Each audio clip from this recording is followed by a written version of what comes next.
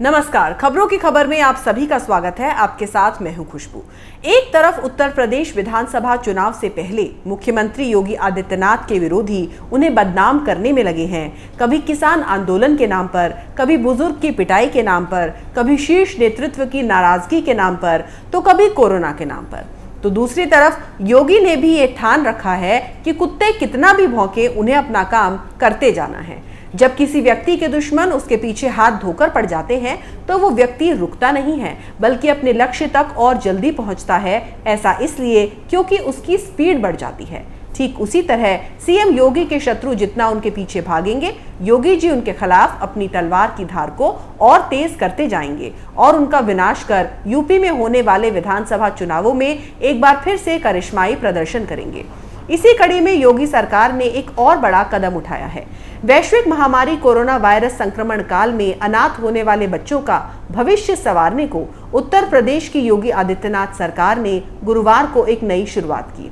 इसके साथ ही सीएम योगी आदित्यनाथ ने इस अवसर पर कोरोना काल में निराश्रित हुई प्रदेश की महिलाओं का भी सहारा बनने की घोषणा की।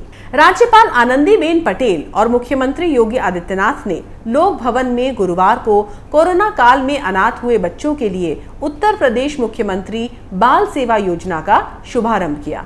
इस मौके पर 4050 बच्चों के अभिभावकों के बैंक खाते में 4000 रुपए प्रति माह के हिसाब से 3 महीने के 12-12 हजार रुपए भेजे गए। राज्यपाल आनंदीबेन पटेल ने कहा कि योजनाओं में जन सहभागिता को शामिल किया जाना चाहिए। इससे योजनाओं के परिणाम अच्छे मिलते हैं। उन्होंने कहा कि निराश्रित बच्चों को गोद लेकर उन्हें घर का माहौल देना चाहिए। प्रदेश की योगी सरकार अब कोरोना काल में निराश्रित हुई महिलाओं का भी सहारा बनने जा रही है। खुद मुख्यमंत्री योगी आदित्यनाथ ने गुरुवार को इसकी घोषणा की। उन्होंने कहा कि जो महिलाएं मार्च 2020 के बाद निराश्रित हुई हैं, उनके लिए सरकार जल्द ही नई योजना लाने जा रही है। इन्हें अन्य सरकारी योजनाओं का भी लाभ दिया जाएगा। प्रदेश सरकार के रहते किसी को भी अपने आप को अनाथ और निराश्रित महसूस करने की कोई जरूरत नहीं है।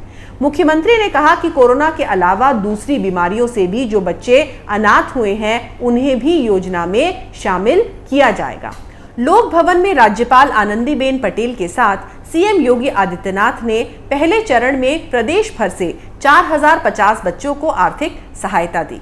इतना ही नहीं, इनकी शिक्षा के साथ ही सुरक्षा के भी व्यापक इंतजाम के लिए प्रदेश सरकार ने उत्तर प्रदेश मुख्यमंत्री बाल सेवा योजना तैयार की है। इस योजना के तहत निराश्रित बच्चों के भरण पोषण, शिक्षा और सुरक्षा का जिम्मा सरकार उठाएगी। गुरुवार को इसका आगाज हो गया।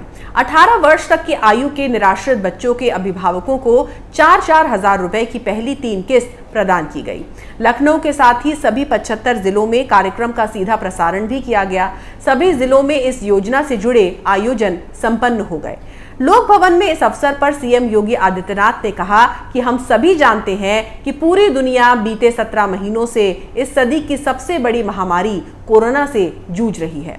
इस दौरान प्रदेश में जो आंकड़े सामने आए, उनमें कोरोना वायरस के कारण मार्च 2020 से अब तक 240 बच्चे ऐसे थे जिन्होंने माता पिता दोनों को कोरोना के कारण खोया है। इनमें 3810 बच्चों ने माता पिता या लीगल अभिभावक को खोया है। शासन ने कुल 4050 बच्चे चिन्हित किए हैं। इनको गुरुवार को लाभान्वित किया गया। ऐसे बच्चे जिनके माता पिता या लीगल अभिभावक नहीं है, तो उन्हें बाल संरक्षण गृह में रखा गया है। इसके बाद इनको हर कमिश्नरी मुख्यालय में 18 अटल आवासीय विद्यालयों में रखा जाएगा। यहाँ हम प्रदेश के उन सभी बच्चों को लेकर आने वाले हैं, ऐसा सीएम योगी ने कहा। मुख्यमंत्री योगी आदित्यनाथ ने कहा कि हम आज पहले 3 महीने का मानदेय यानी कि हर बच्चे को 12-12 हजार रुपए हर महीने उपलब्ध करा रहे हैं।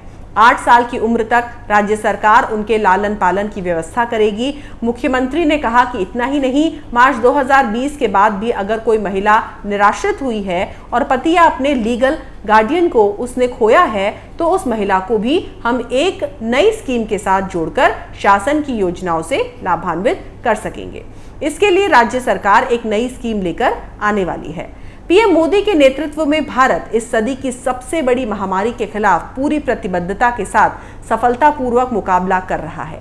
लेकिन महामारी से बचाव के तमाम उपाय और उपचार के बावजूद बहुत से लोगों को अपने प्रियजनों को खोना पड़ा है।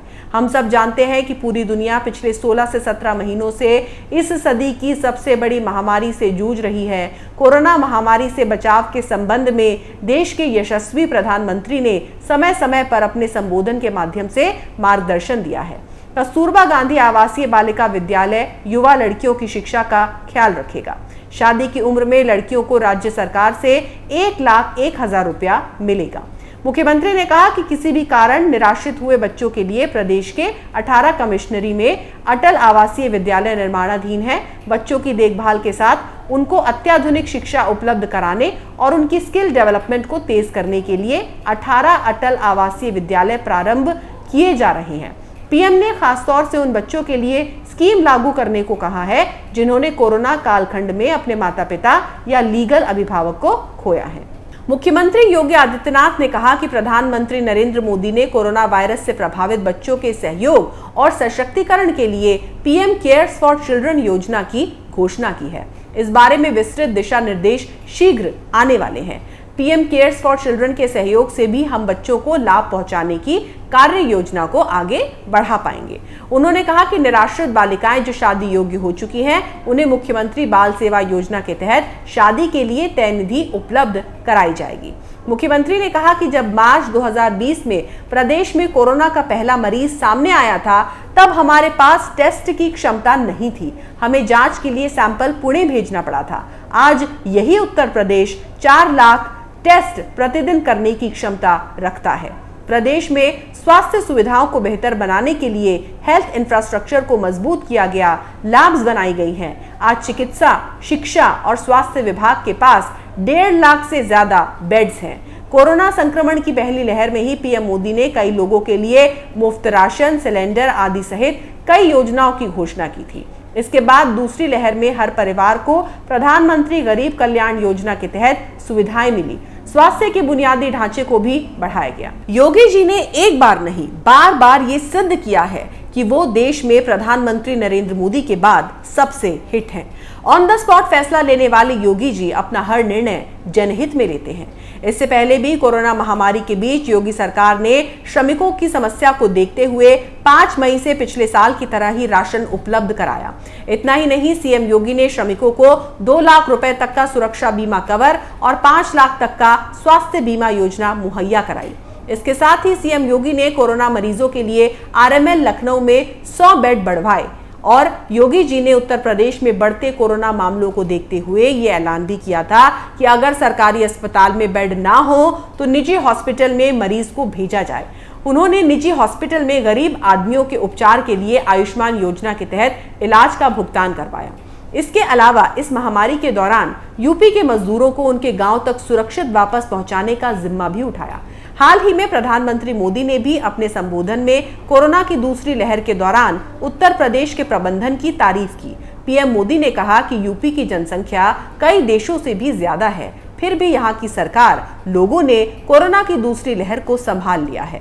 प्रधानमंत्री का ये भाषण उन लोगों के मुंह पर करारा तमाचा था जिन्होंने उत्तर प्रदेश में भारतीय जनता पार्टी के नेतृत्व को लेकर कई तरह के सवाल खड़े किए थे। प्रदेश के कई नेताओं ने इस बात का जिक्र किया था कि यूपी में चुनावी चेहरा कौन होगा, केंद्रीय नेतृत्व तय करेगा। तो कहते हैं कि सही रास्ते पर चलने वाले के विरोधी बहुत होते हैं, इसी वजह से सच्चाई का पथ कठिन होता है। लेकिन योगी आदित्यनाथ ने हर बार ये साबित किया है कि वो ना सिर्फ सच्चाई के रास्ते पर चलते हैं बल्कि अपने विरोधियों को मुंह तोड़ जवाब भी देते हैं। वो इतनी दमदार शख्सियत वाले महापुरुष हैं जिनके आगे बड़े बड़े योद्धा पानी भरते हैं। अगर आपको हमारा वीडियो पसंद आया तो इसे लाइक करें, शेयर करें और कैपिटल टीवी उत्तर प्रदेश को सब्सक्राइब करें। नमस्कार। 2 साल पहले शुरू हुई एक मुहिम, मीडिया में एक नया आंदोलन, शपथ झूठ को बेनकाब करने की, संकल्प सच को आप तक पहुंचाने का। और इस क्रांति को मिला आपका साथ। हर दिन हमसे जुड़े लोग, 10,70 करोड़ से ज्यादा दर्शक हमें देख चुके हैं। अब है आपकी बारी। उत्तर प्रदेश में नए आंदोलन की तैयारी। आपका कैपिटल टीवी अब और स्पेशल और fresh. Capital TV, Uttar Pradesh.